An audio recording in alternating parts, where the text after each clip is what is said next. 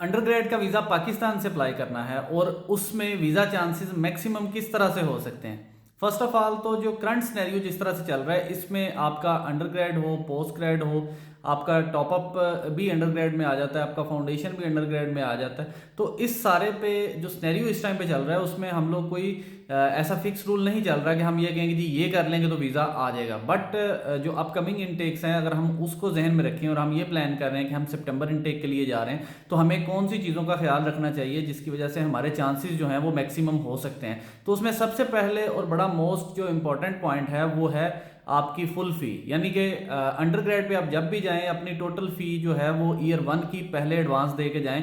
क्योंकि देखें, सबसे पहला जो रिस्क पाकिस्तानियों पे ख़ास तौर पे ये आता है कि ये वहाँ पे जाते हैं और जाके असाइलम ले लेते हैं, क्योंकि कोर्स 3 साल का होता है, 4 साल का होता है फाउंडेशन के साथ। तो ये लोग वहाँ पे अपनी स्टडी के लिए नहीं जाते, ये सिर्फ एंट्री के लिए जाते हैं। तो अगर आपकी फ़ीस फुल पे हुई होगी तो वो एक पॉजिटिव इंपैक्ट जाएगा आपकी एप्लीकेशन पे कि जी स्टूडेंट जो है वो अपनी ईयर 1 की एडवांस फ़ी पे कर रहा है। तो इट मीन्स के वहाँ पे इसके रिटेंशन के चांसेस जो हैं या इसकी इंटेंशन जो है वो स्टडी ही हैं और कोई नहीं है। तो एक तो ये चीज़ आपने ज़हन में रखनी है। दूसरी इसके बाद जो आती है वो है कि आप अपनी यूनिवर्सिटी जो है वो कोशिश करें रसल ग्रुप से ले लें।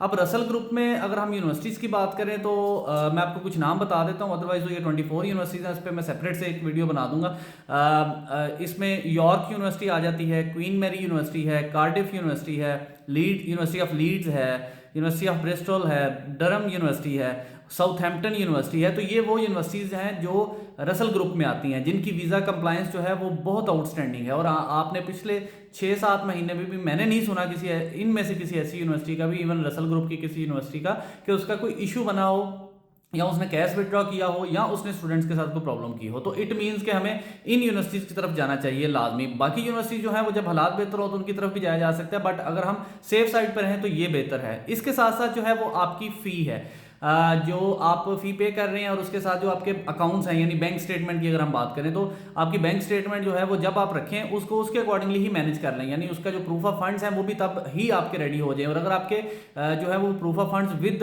इनकम टैक्स रिटर्न से मैच कर जाते हैं तो उससे तो अच्छी बात ही नहीं है। और अगर आपके पेरेंट्स का कोई बिजनेस है जिसकी आप जस्टिफिकेशन दे सकते हैं, बिजनेस प्रूफ दे सकते हैं, लेटर हेड दे सकते हैं, बिजनेस की प्रोफाइल दे सकते हैं, तो देन ये भी बहुत अच्छी चीज़ है। और अगर बिजनेस अकाउंट से पेमेंट ट्रांसफर होकर आपके अकाउंट में आ रही है फादर के, तो ये उससे भी अच्छी चीज़ है। बट ये है कि ये आइडियल सिनेरियो है। आइडियल सिनेरियो में 5 से 7% स्टूडेंट फॉल करते हैं, बाकी सारे स्टूडेंट्स जो होते हैं वो किस तरह से इन चीज़ों को मैनेज करते हैं वो आपको बेहतर पता है। तो उसके लिए जो ट्रेंड चल रहा है या जो चीज़ें चल रही हैं वो यही है कि प्लॉट सेल कर दिया, गाड़ी सेल कर दी, या कोई इस तरह की इनकम जो ऐसी है वो आप उसको शो कर दें। बट वो आपको उस टाइम पे रियल टाइम में उसके डॉक्यूमेंटेशन प्रिपेयर कर लेनी है, उसकी वैल्यूएशन करवा लेनी है, उसकी जो है वो प्रूफ ऑफ जो आपका ऑनरशिप है वो हो जाएगा, आपकी डीड को सेल है, परचेज है, वो हो जाएगी सारी चीज़ें, और उसकी ट्रांसलेशन हो जाएगी। तो आपकी जेन्युइननेस डॉक्यूमेंट्स की बढ़ जाएगी और आपकी बैंक स्टेटमेंट के साथ वो कंपैटिबल हो जाएगी। और उसके बाद फिर आपने कोशिश करनी है कि अपने बैंक अकाउंट को नहीं छेड़ना, क्योंकि ये फंड्स वो फंड्स हैं जो आपकी स्टडी के लिए आपने पेरेंट्स ने रखे हैं या आपने रखे हैं। तो इसमें ट्रांजेक्शन्स का कोई तुक नहीं बनता कि आप इसमें को 5 लाख आ रहा है, 10 लाख जा रहा है, 10-20 लाख आ रहा है, 10 लाख जा रहा है। तो इस तरह की कोई लार्ज डिपॉजिट उसमें नहीं होना चाहिए। 5-10 हज़ार 20 हज़ार की ट्रांजेक्शन वो एक नॉर्मल चीज़ है, वो अकाउंट में होती रहती है, उसका कोई इशू नहीं होता। तो एक तो ये भी एक बड़ा वैलिड पॉइंट है कि आपने इसको भी साथ साथ चीज़ें मैनेज करनी है। लैंग्वेज प्रोफिशिएंसी के हिसाब से तो under grade pay mostly universities वैसे ही आपको आइल्स पीटी के बगैर एडमिशन नहीं देती, बट अगर कोई यूनिवर्सिटी दे रही है तो उसमें आपने जाना भी नहीं है। आप आइल्स के साथ जाएं, अपना देखें। एट द एंड हम ये सारी चीज़ें डिस्कस कर रहे हैं, या आप अपने 50-60 लाख लगाते हैं तो किस चीज़ के लिए लगाते हैं कि मैं अपना वीज़ा सिक्योर करूं। तो उसमें अगर आप आइल्स 70-80,000 या 1 लाख दे के जो है वो आप उसकी तैयारी करके अच्छे से अगर आप दे देंगे तो उसमें क्या हर्ज है। सितंबर इनटेक दूर है, आपकी प्रोफाइल अच्छी हो जाएगी। तो आइल्स रिकमेंडेड है, पीटी रिकमेंडेड है। उसके अलावा अगर आपको टेस्ट करते हैं तो वो फिर वही से आता है कि कोई यूनिवर्सिटी आपको कैश स्टेज पे भी तंग करेगी, जो है वो आपका कैश विड्रॉ कर लेगी, या आपके लिए बाद में प्रॉब्लम्स भी और तरह की होंगी। और आईएलटीएस करने का एक मतलब ये है कि अगर आपकी प्रोफिशिएंसी अच्छी नहीं है तो वो भी उसमें हो जाएगी, जो कि आपको काम देगी आपके इंटरव्यू में।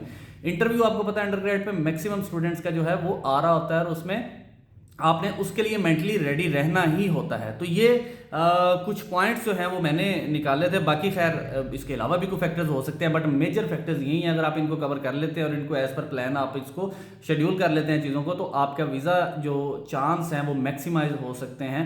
और आपका वीज़ा रिफ्यूज़ल जो है वो, हम ये तो नहीं कह सकते कि वीज़ा आपका 100% लग जाएगा, क्योंकि ना तो मैं एम्बेसी में बैठा हूँ ना आप एम्बेसी में बैठे हैं। तो हम वो चीज़ों को डिस्कस करेंगे जिसकी बेस पे वीज़ा रिफ्यूज़ हो रहे हैं या जिसकी बेस पे वीज़ा एक्सेप्ट हो रहे हैं। तो ये चीज़ें हैं। अगर इस हवाले से आपका कोई क्वेश्चन हो तो आप ज़रूर पूछ सकते हैं। Thank you so much.